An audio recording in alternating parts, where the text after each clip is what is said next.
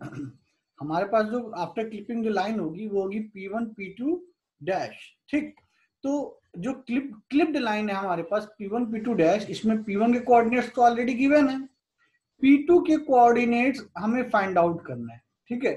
तो P2 के coordinates find out करने के लिए लैनबर्स्की में एक कॉन्सेप्ट गिवन है, जिसमें मैंने लास्ट टाइम भी बताया था कि हम लाइन की पैरामेट्रिक इक्वेशन को यूज करते हैं, लाइन की पैरामेट्रिक इक्वेशन को यूज करते हैं किसी स्पेसिफिक पॉइंट टी पे उस पॉइंट के एक्स और वाई कोऑर्डिनेट्स को फाइंड आउट करने के लिए।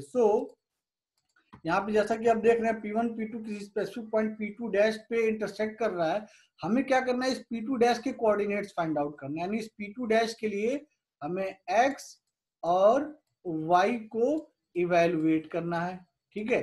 तो लाइन की जो पैरामेट्रिक इक्वेशन होती है वो parametric equation x equal to x1 plus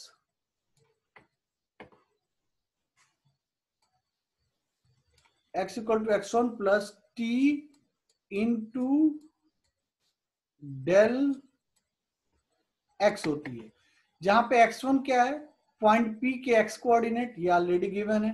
t क्या है, t इस इंटरसेक्शन पॉइंट का टाइम है कि किस टाइम इंटरवल पे ये इस पॉइंट P2 डैश पे लाइन इंटरसेक्ट कर रहा है, तो हमें t भी कैलकुलेट करना होगा, ठीक है। डेल x हमारे पास है क्योंकि हमें P1 और P2 के कोऑर्डिनेट्स गिवन है, तो P2 का x कोऑर्डिनेट और P1 के x कोऑर्डिनेट को सब्ट्रैक्ट करेंगे तो डेल x मिल जाएगा, मींस x1 गिवन है, डेल x गिवन है, t अगर हम निकाल लें तो हम इस नए पॉइंट P2 डैश का x कोऑर्डिनेट और y कोऑर्डिनेट हम कैलकुलेट कर सकते हैं। लेकिन सवाल हमारे पास ये उठता है यहाँ पे कि हम उस t को कैलकुलेट कैसे करेंगे। तो उस t को कैलकुलेट करने का जो मेथड है, अगर हम लाइन की पैरामेट्रिक इक्वेशन यूज करें तो सपोज करिए कि हमारे पास एक लाइन है, ये लाइन का पॉइंट P1 है और इस लाइन का पॉइंट P2 है। हम सभी जानते हैं दो पॉइंट से मिलकर एक लाइन बनती है, तो हमने दो पॉइंट ले लिए P1 और P2 और इन दोनों पॉइंट से मिलके बनने वाली ये एक लाइन हमारे पास है। पॉइंट P1 जो है लाइन का स्टार्टिंग पॉइंट है, तो इस स्टार्टिंग पॉइंट P1 पे इसका जो टाइम होगा t इक्वल टू 0 होगा, और पॉइंट P2 इस लाइन का एंड पॉइंट है, इसलिए इस लाइन के एंड पॉइंट पे जो टाइम t होगा t इक्वल टू हमारे पास क्या होगा, 1 होगा, ठीक। अब हमें क्या करना है, किसी स्पेसिफिक पॉइंट t पे, ये हमारा t1 है और ये हमारा t2 है, किसी स्पेसिफिक पॉइंट t के हमें कोऑर्डिनेट्स हमें फाइंड आउट करने हैं। तो जैसा कि मैंने बताया कि लाइन की पैरामेट्रिक इक्वेशन में यहाँ पे देखिए एक लाइन दी हुई है, P1 पॉइंट के कोऑर्डिनेट्स x1 y1 है, P2 पॉइंट के कोऑर्डिनेट्स x2 y2 है, P1 का जो टाइम है वो t इक्वल टू 0 है और P2 का जो टाइम है वो t इक्वल टू 1 है। मतलब टाइम जो है मैक्सिमम 1 तक जाएगा, यानी टाइम की जो रेंज होगी वो 0 से लेके 1 तक होगी। इट मींस अगर हम किसी स्पेसिफिक पॉइंट टी को कंसीडर करते हैं, उस पॉइंट टी पे हम एक्स और वाई कोऑर्डिनेट फाइंड आउट करना चाहते हैं, तो जो टाइम टी है, ये टाइम टी हमेशा 0 से बड़ा होगा और 1 से छोटा होगा। ये इतना क्लियर है सभी को, 0 से बड़ा होगा और 1 से छोटा होगा, ठीक है। अब देखिए जैसा कि मैंने यहाँ पे आपको दिखाया इस फिगर में, हमें इस P2 डैश के कोऑर्डिनेट फाइंड आउट करने हैं। इसके कोऑर्डिनेट फाइंड आउट करने के लिए हम ये वाला इक्वेशन यूज करेंगे, x equal to x1 plus t into del x. बेटा x1 गिवन है, डेल x भी हमारे पास दिया हुआ है, हमें t निकालना होगा और t किसका है, इस P2 डैश पॉइंट का टाइम t है। तो इस t को निकालने के लिए हम यहाँ पे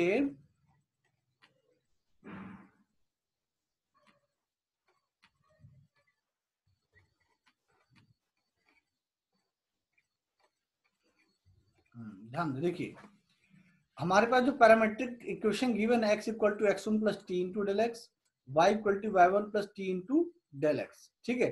जहां पे डेल x क्या है, del x equal to x2 minus x1 और del y equal to y2 minus y1, ठीक, अब ये आप सभी जानते हैं, जैसा कि मैंने अभी थोड़ी देर पहले बताया, ये हमारा क्लिपिंग विंडो है। ठीक, इस क्लिपिंग विंडो का ये जो पॉइंट है, क्लिपिंग विंडो का ये जो पॉइंट है और ये जो पॉइंट है, ठीक है, क्लिपिंग विंडो का ये पॉइंट इस क्लिपिंग विंडो का एक्स डब्ल्यू मीन और वाई डब्ल्यू मीन रिप्रेजेंट करेगा। ये वाला पॉइंट एक्स डब्ल्यू मीन और वाई डब्ल्यू मीन रिप्रेजेंट करेगा, और ये वाला पॉइंट है क्लिपिंग विंडो का एक्स डब्ल्यू मैक्स और वाई डब्ल्यू मैक्स को रिप्रेजेंट करेगा। इसका मतलब ये है कि हम जो टाइम टी पे एक्स और वाई कोऑर्डिनेट्स की वैल्यू निकाल रहे हैं, टाइम टी पे एक्स और वाई कोऑर्डिनेट की जो वैल्यू निकाल रहे हैं, वो एक्स और वाई कोऑर्डिनेट की वैल्यू क्या होगी, एक्स कोऑर्डिनेट की वैल्यू होगी x1 plus t del x, और वाई की वैल्यू क्या होगी y1 plus t del Y. तो जो x की वैल्यू है x1 plus t del x, ये एक्स डब्ल्यू मिन और एक्स डब्ल्यू मैक्स के बीच होगी। जैसे कि आप यहाँ फिगर में देखिए, एक्स डब्ल्यू जो x1 plus t del x की वैल्यू है, जिसको हम x कह रहे हैं, इस x की जो वैल्यू है वो इस एक्स डब्ल्यू मीन और एक्स डब्ल्यू मैक्स के बीच में लाई करेगा।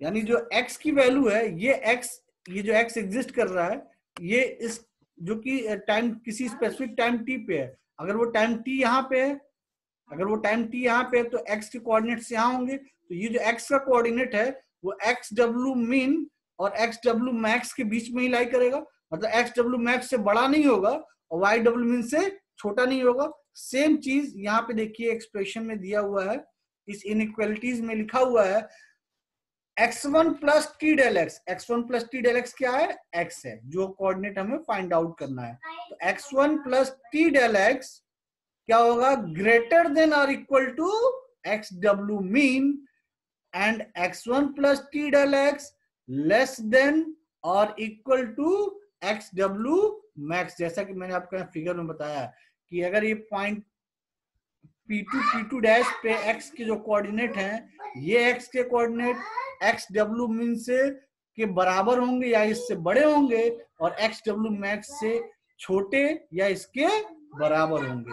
सेम चीज यहाँ एक्सप्रेशन में रिप्रेजेंट किया जा रहा है।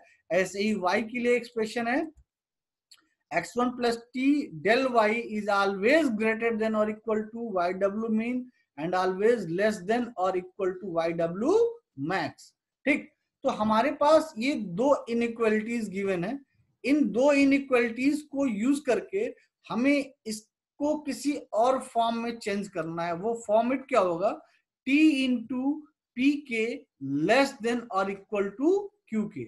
हमें इस इनइक्वालिटी को, जिसको मैंने डार्क किया, ध्यान दीजिए, इन दो एक्सप्रेशन को जिसको मैं हाईलाइट कर रहा हूं, इन दो एक्सप्रेशंस को हमें कन्वर्ट करना है इस एक्सप्रेशन में, इस फॉर्म में हमें एक्सप्रेस करना है। ठीक, तो अगर इस फॉर्म में हमें एक्सप्रेस करना है तो अब ध्यान से देखिए, इस एक्सप्रेशन में टी जो है हमेशा लेफ्ट साइड आ रहा है, टी जो है लेफ्ट साइड आ रहा है, और जो टी इंटू पी के है वो हमेशा लेस देन होगा क्यू के।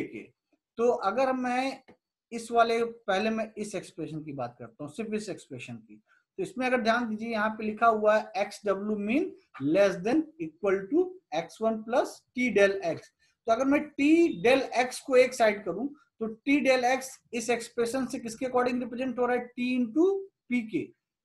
T del x is equal to t into p k, यानी टी इंटू डेल एक्स को हमें एक साइड रखना है, बाकी रिमेनिंग को एक साइड कर लेना है। तो जब हम t इंटू डेल एक्स को एक साइड करेंगे और x1 को दूसरी साइड भेजेंगे तो एक्सप्रेशन क्या हो जाएगा हमारा, एक्स डब्ल्यू मीन माइनस x1, एक्स डब्ल्यू min minus x1 less than equal to t del x। जबकि एक्सप्रेशन क्या है, t del x less than और इक्वल टू q के। तो हमें क्या करना होगा, बोथ साइड निगेटिव का मल्टीप्लिकेशन करना होगा। जब निगेटिव का मल्टीप्लिकेशन करेंगे तो एक्सप्रेशन क्या हो जाएगा, t into del x less than equal to x1 minus xw min. It becomes like this. Clear? सबको क्लियर हो रहा है? हमारे पास ये एक इनइक्वलिटी ये है, देखिए मैंने सेलेक्ट किया है, ठीक। पहली इनइक्वलिटी, दूसरी इनइक्वलिटी ये है, ठीक। तीसरी इनइक्वलिटी ये है और चौथी इनइक्वलिटी ये है। हमें इन चारों इनइक्वलिटी को हमने इस तरह से लिख लिया, ठीक है। पहले हमने लिख लिया x1 plus t del x is greater than or equal to xw min, x1 plus t del y less than or equal to xw max, y1 plus t del y greater than or equal to yw min, y1 plus t del y less than or equal to yw max।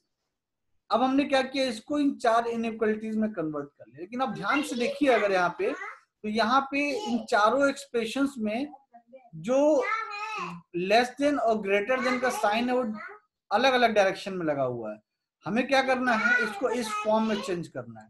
इस format में change करने के लिए अगर suppose करिए हम इसकी बात करें तो यहाँ पे देखिए जो ग्रेटर देन का साइन है वो टी डेल एक्स की तरफ है, जबकि ग्रेटर देन का साइन टी डेल एक्स की तरफ नहीं होना चाहिए अकॉर्डिंग टू दिस एक्सप्रेशन। तो हमें क्या करना होगा, माइनस साइन का मल्टीप्लीकेशन करना होगा बोथ साइड। तो जब माइनस साइन का मल्टीप्लीकेशन करेंगे बोथ साइड तो ये क्या हो जाएगा, minus x1 minus t del x greater than और इक्वल टू xw min। अब जब इस माइनस x1 को इधर भेजेंगे तो क्या हो जाएगा, x1 माइनस xw min, यानी twx greater than equal to x1 minus xw min, ठीक है। तो इसके अकॉर्डिंग अगर हम इससे कंपेयर करें तो यहाँ पे हमारा P1 क्या हो जाएगा, P1 equal to del x और Q1 equal to x1 minus xw min। Is it clear? P1 equal to del minus del x हो जाएगा और Q1 equal to x1 minus xw min हो जाएगा, ठीक। इसी अकॉर्डिंग इसी तरह से हम इस डिफरेंट डिफरेंट एक्सप्रेशंस की बात करेंगे तो इसके लिए हमारा P2 क्या हो जाएगा, डेल एक्स, और P3 क्या हो जाएगा, माइनस डेल वाई, P4 क्या हो जाएगा, डेल वाई। ऐसे Q1 Q2 Q3 और Q4 निकाल लेंगे। तो हमारे पास इस एक्सप्रेशन के लिए T into p k less than equal to QK के लिए आप देखिए P1 P2 P3 P4 Q1 Q2 Q3 Q4 के डिफरेंट डिफरेंट वैल्यूज यहाँ पे शो हो रही हैं, ठीक है।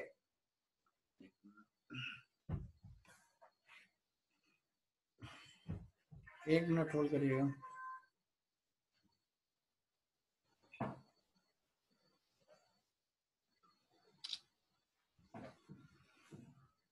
ठीक है, अब हमें करना क्या है, हमारे पास हमें तीन केसेस यूज करने हैं। पहला केस है केस वन। केस वन में देखिए हमारे पास तीन केस हैं, case one, case two and case three, ठीक है।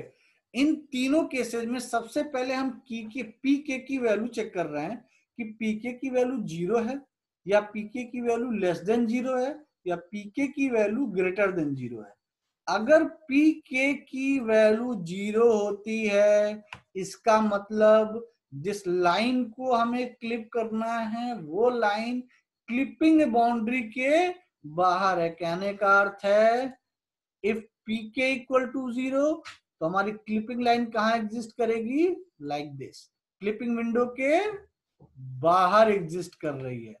लेकिन वहीं अगर हमारी एक चीज और, अगर पीके की वैल्यू 0 है तो कंडीशन तो ये दिख रहा है कि लाइन जो है क्लिपिंग विंडो के बाहर है।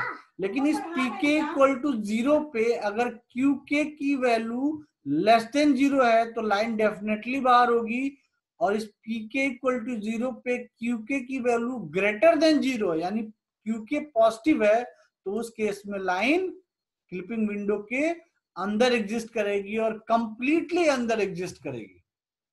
बात समझिए, मैं फिर से रिप्रेजेंट कर दे रहा हूं। बेटा चुप रहो एकदम, क्यों पढ़ा रहे हैं।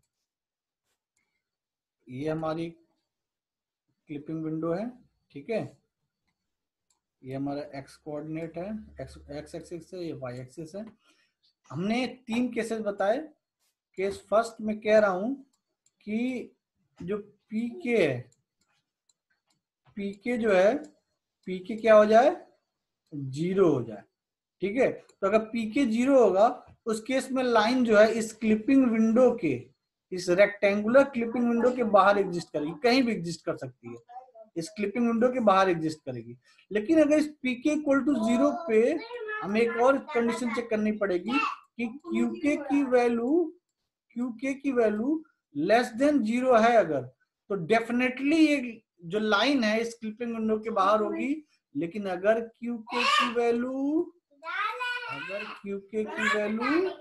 ग्रेटर देन 0 है तो लाइन जो है इस क्लिपिंग विंडो के, इस रेक्टेंगुलर क्लिपिंग विंडो के कंप्लीटली अंदर एग्जिस्ट करेगी। यानी इस लाइन को हमें क्लिप करने की जरूरत नहीं है, वो लाइन ऑलरेडी विंडो के अंदर एग्जिस्ट कर रही है और वो लाइन कंप्लीटली हमें शो होगी। कब? जब पीके 0 है और क्यूके ग्रेटर देन 0 है।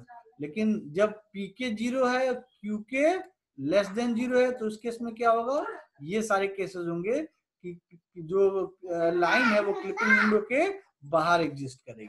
ठीक है, ये तो हो गया हमारा केस 1। केस 2 में कह रहा है व्हेन पीके लेस देन 0। अभी हम यहाँ क्यूके की बात नहीं कर रहे, सिर्फ पीके की बात कर रहे हैं। देखिए, हमने केस 1 की बात कर ली, अब हम केस 2 की बात कर रहे हैं। केस 2, हमने केस 1 में पीके इक्वल टू 0 किया था। अब केस 2 में हम P k less than 0, P k less than 0 means line जो है आउटसाइड से इनसाइड की ओर आ रही है। P k less than 0 means line जो है कुछ इस तरह से आ रही है। देखिए, लाइन जो है कुछ इस तरह से आ रही है आउटसाइड, आरोश जल्दी बता दो आंसर। लाइन जो है आउटसाइड टू इनसाइड आ रही है। ठीक है, ये कब होगा? When P k less than 0। ऐसे ही थर्ड केस है, थर्ड केस में कह रहा है कि व्हेन पी के ग्रेटर देन 0, उस केस में क्या होगा, लाइन हमारा इनसाइड टू आउटसाइड जाएगा। यानी P1 हमारा यहाँ होगा तो P2 हमारा यहाँ पे होगा। तो लाइन का इनसाइड से आउटसाइड जाना या आउटसाइड से इनसाइड जाना, इसका मतलब ये है कि अगर लाइन आउटसाइड से इनसाइड की ओर जा रहा है, यानी इस केस में, तो ये जो है P1 हमारा आउटसाइड होगा, यानी टाइम T1 भी जो होगा हमारा आउटसाइड होगा। P2 हमारा इनसाइड होगा और टाइम T2 जो हमारा होगा इनसाइड होगा। ऐसे ही इस केस में P1 यहाँ है और P2 यहाँ है, तो ये टाइम T2 जो है वो आउटसाइड है और टाइम T1 जो है वो इनसाइड है। तो अगर देखें आप यहाँ पे आउटसाइड टू इनसाइड केस में लाइन यहाँ इंटरसेक्ट कर रही है और इनसाइड टू आउटसाइड केस में लाइन यहाँ इंटरसेक्ट कर रही है।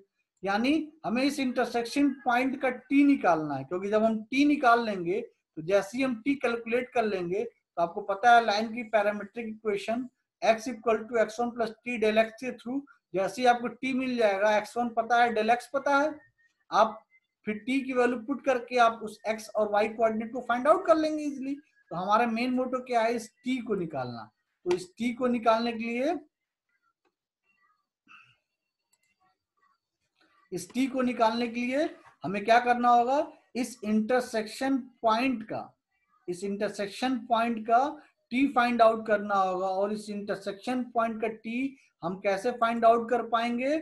इस इंटरसेक्शन पॉइंट का T फाइंड आउट करने के लिए हमें QK और PK को यूज करना होगा।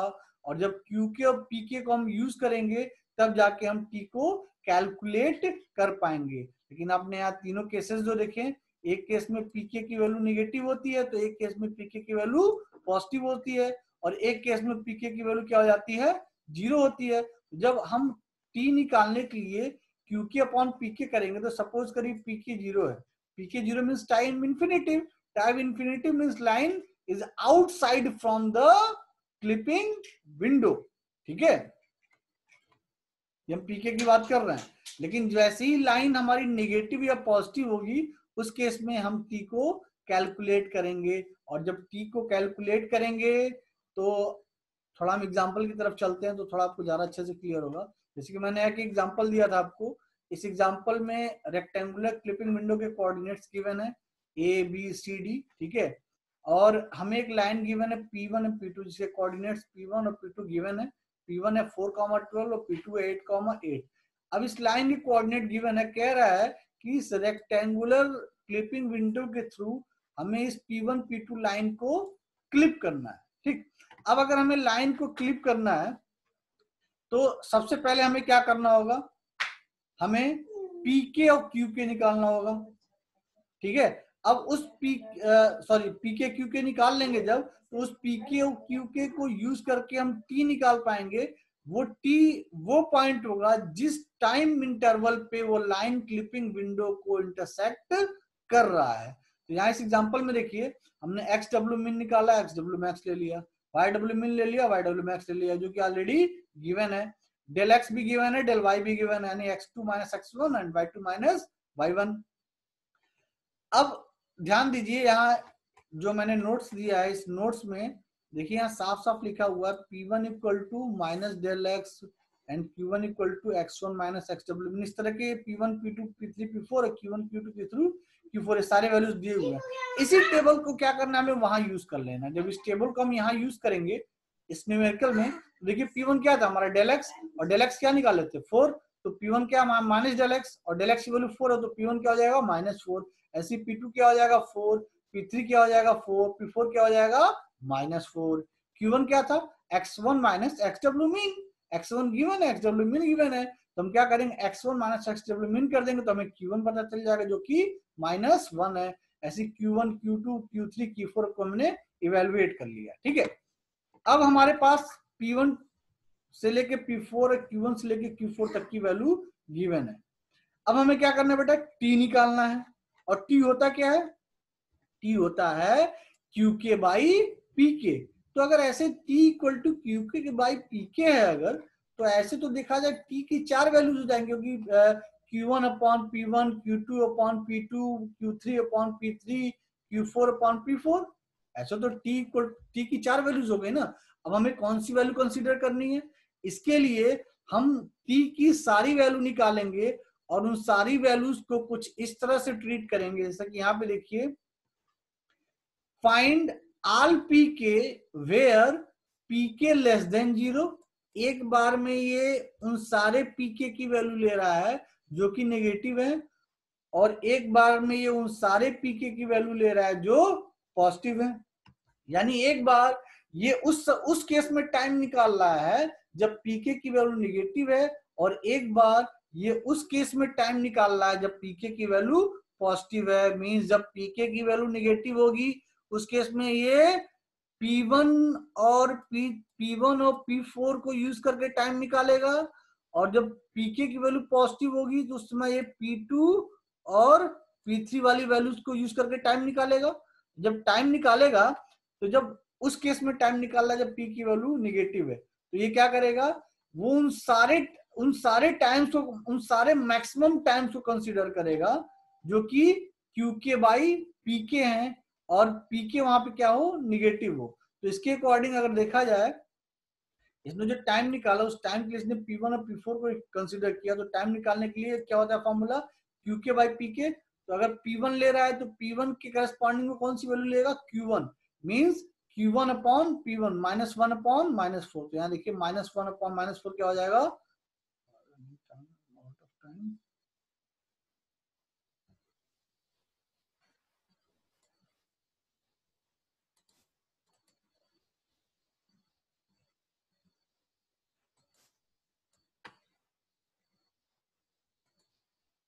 हेलो, अपना माइक ऑन करो, माइक ऑन करो, सभी लोग माइक ऑन करो। Hello, yes sir. हाँ समझ में आ रहा है जो मैं बता रहा हूँ ना। Yes sir.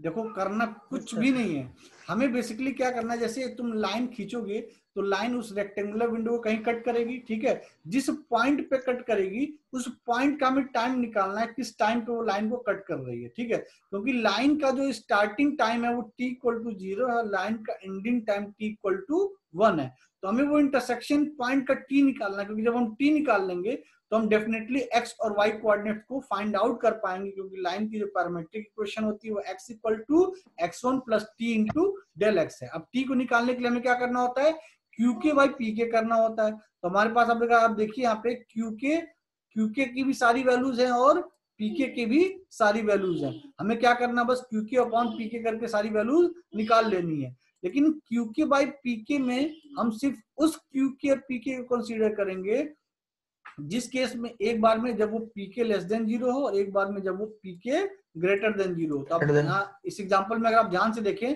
तो निगेटिव केसेस में ये अलग अलग टाइम निकाला है और पॉजिटिव केसेस में इसने अलग टाइम निकाला है। जब निगेटिव केसेस के लिए टाइम निकाल रहा है तो यहाँ पे देखिए डिफरेंट टाइम साइंस के पास, एक टाइम है 1/4, एक टाइम है 3/4 इंक्लूडिंग 0। अब ये क्या करेगा, इन तीनों टाइम को, ये जो 3 टाइम निकले हैं ये तीनों टाइम t1 कंसीडर होगा। यानी लाइन का जो स्टार्टिंग टाइम होता है t1, ये उस टाइम को कंसीडर ट्रीट करेगा। तो इन तीनों टाइम में जो सबसे बड़ा समय होगा, सबसे मैक्सिमम टाइम होगा, उसको ये t1 की तरह ट्रीट कर लेगा। तो 0, 1/4 और 3/4 में कौन सा बड़ा है? 0 में, 1/4 में और 3/4 में कौन सा बड़ा है? फाइनल ईयर 3/4 बड़ा है, ठीक है। इसलिए जो t1 की हमने 3 टाइम्स निकाली थी, या तो वो टाइम 0 होगा यानी इनिशियल टाइम, या तो वो टाइम 1/4 होगा, या तो वो टाइम 3/4 होगा। अब इन तीनों टाइम में जो सबसे बड़ा समय होगा उसको हम कंसीडर कर लेंगे, वो क्या हो जाएगा 3/4। तो t1 क्या निकल गया 3/4। ऐसे ही pk की पॉजिटिव वैल्यू के लिए हम टाइम निकालेंगे, तो pk की पॉजिटिव वैल्यू किस किस पे है, p2 पे है और p3 पे है। तो p2 और p3 पे है तो टाइम हमारे क्या क्या हो जाएंगे, इंक्लूडिंग 1 qk/pk। तो qk की दो वैल्यू है q2 और q3, और pk की भी दो वैल्यू है p2 और p3। तो इस तरह से हमारे पास यहाँ भी 3 टाइम आ गए। वो 3 टाइम कौन कौन से हैं, 1, 5/4 और 7/4। अब 1, 5/4 और 7/4 इन तीनों समय में से सबसे मिनिमम टाइम कौन सा है, 1 है, 1 है ना। Final year, sorry third year, 1 है ना। Yes sir. हाँ, तो अब देखो हमारे पास जब हम क्लिपिंग नहीं किए थे उससे पहले t1 = क्या था, 0 था, और t2 = क्या था, 1 था।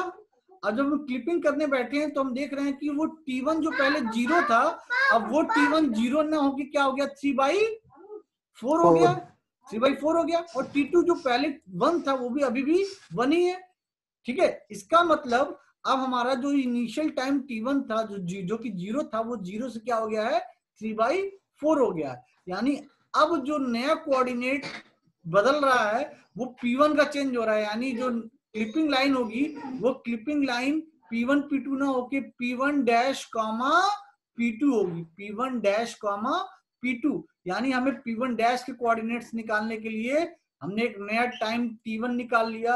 अब हम क्या करेंगे, इस टाइम t1 को इस t की जगह रख देंगे, डेल x पता है, x1 पता है, हमें न्यू कोऑर्डिनेट्स मिल जाएंगे। देखिए यहाँ पे x = x1 + t1 × del x। x1 हमारा ऑलरेडी गिवन है, क्वेश्चन में ही गिवन है x1, और del x भी ऑलरेडी गिवन है x2 - x1।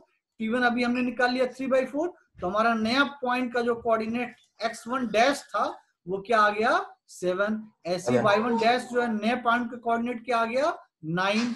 तो हमारे न्यू पॉइंट के कोऑर्डिनेट्स क्या हो गए, जो p1 डैश पॉइंट है उसका कोऑर्डिनेट क्या हो गया 7, 9, और जो सेकंड पॉइंट था उसके कोऑर्डिनेट ऑलरेडी पुराने एज इट इट है 8, 8। तो हमारे क्वेश्चन में अगर आप ध्यान से देखें, क्वेश्चन में हमारे पास जो पॉइंट गिवन है, पहला पॉइंट 4, 12 है, दूसरा पॉइंट 8, 8 है। अब after clipping P1 dash point क्या होगा 7, 9 हो गया, चेंज हो गया ना। लेकिन सेकंड पॉइंट क्या है, एज इट इट है, सेकंड पॉइंट चेंज नहीं हुआ है। इसका मतलब हमने लाइन के स्टार्टिंग पोर्शन को कट किया है और उसके नेक्स्ट सेक्शन को क्या किया है जैसे कि अगर हम फिगर में ड्रॉ करें, लाइन है हमारा 4,12, 4,12, एक मिनट, 4,12, ये क्लिपिंग विंडो है हमारी 4 एंड 12। सपोज करिए एक पॉइंट यहाँ पे है 4,12 और एक पॉइंट 8,8, 4,12,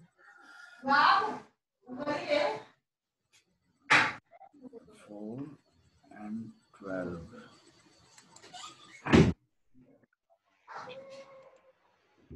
हमारा जो नया पॉइंट आ रहा है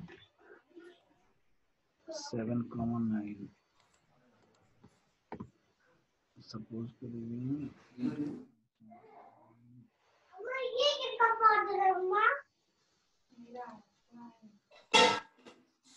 ये हमारा P1 है, ठीक है, और ये हमारा P2 है। आफ्टर क्लिपिंग हमने क्या किया है, इस पॉइंट के कोऑर्डिनेट्स निकाले हैं, यानी ये जो पॉइंट है, इस पॉइंट के जो कोऑर्डिनेट्स निकाले हमने, इस पॉइंट की जो न्यू कोऑर्डिनेट्स की वैल्यू है 7,9 है, ये है 7,9 और ओल्ड कोऑर्डिनेट्स क्या थे 4,12, ठीक है। यानी लाइन को हमने किस लाइन को डिस्कार्ड किया, इस वाली लाइन को हमने डिस्कार्ड कर दिया। तो जब हमारा पुराना पॉइंट P1 यहाँ पे था, तो हमने अब P1 को चेंज करके P1 डैश कर दिया। P1 डैश हमारा कहाँ है, P1 डैश यहाँ पे हमने क्या किया, बस इस 7,9 इस न्यू कोऑर्डिनेट्स को फाइंड आउट किया। तो इस न्यू कोऑर्डिनेट को फाइंड आउट करने के लिए हमने क्या किया, बस इस पॉइंट पे T को निकाला। वो T कितना निकाला हमने 3/4। बस इस 3/4 की वैल्यू को यूज करके हमने 7 और 9 की वैल्यू को कैलकुलेट कर लिया है, ठीक है। बस एक बात ध्यान में रखना, लाइन का जो स्टार्टिंग पॉइंट होता है P1, उसका टाइम T जो होता है वो 0 के इक्विवेलेंट होता है, और लाइन का जो एंड पॉइंट P2 होता है उसका टाइम T2 जो है वो T2 1 होता है। यानी जो हम टाइम निकालेंगे न्यू पॉइंट के कोऑर्डिनेट फाइंड आउट करने के लिए, वो टाइम 0 और 1 के बीच में होगा। देखिए जो टाइम हमने निकाला था वो टाइम 0 और 1 के बीच में, 3/4 जो है 0 और 1 के बीच में लाई करता है। तो सेम अब हम लेक्चर की तरफ चलते हैं।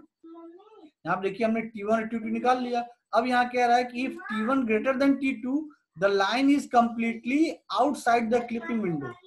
मतलब T1 की वैल्यू हमने स्टार्टिंग में 0 मानी थी और T2 की वैल्यू 1 मानी थी। मतलब T1 तो हमेशा T2 से छोटा होगा ना, लेकिन जब आप क्लिपिंग कर ले गए, क्लिपिंग करने के बाद जो आपने टाइम T1 और T2 कैलकुलेट किया और उस केस में अगर T1 की वैल्यू बड़ी आ गई, इसका मतलब क्या है, तो कॉन्सेप्ट ही गलत हो गया।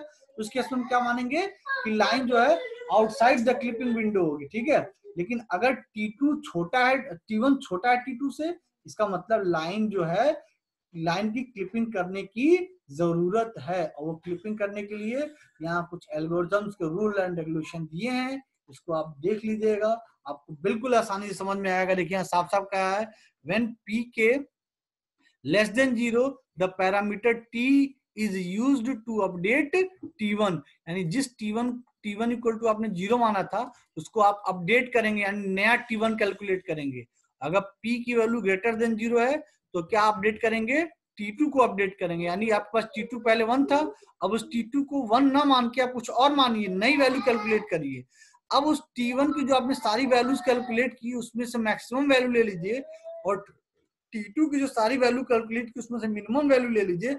अब उसको कंपेयर करिए कि T1 बड़ा है या T2 बड़ा है। अगर T2 बड़ा होता है तो उस केस में हमें क्लिपिंग करने की रिक्वायरमेंट है, और क्लिपिंग पॉइंट को फाइंड आउट करने के लिए अब हम उस लाइन की पैरामीट्रिक इक्वेशन को यूज करके x1 del x और t की वैल्यू को पुट करके x और y की वैल्यू को फाइंड आउट कर लेते हैं। और उस तरह